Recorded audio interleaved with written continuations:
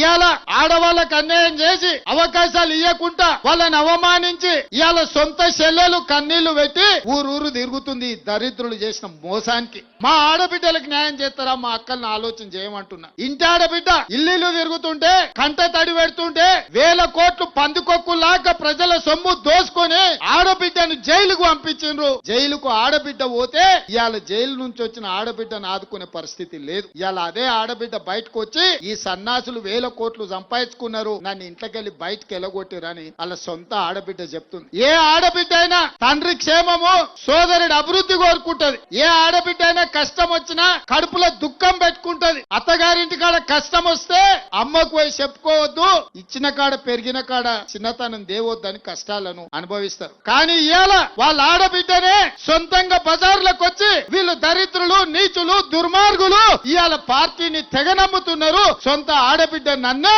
బజార్లో ఇడిచిపెట్టిందని చెప్తున్నారంటే వాళ్ళ గురించి ఇంకా నేను చెప్పాలనా? ఇంటి ఆడబిడ్డ ఎప్పుడైనా ఇంటి గౌరవం తగ్గించుకుంటుందా? ఇవాళ వాళ్ళ ఇంటి ఆడబిడ్డ బయటకు వచ్చి వీళ్ళు దుర్మార్గులు, దొంగలని చెప్తున్న మాట నిజం కాదా?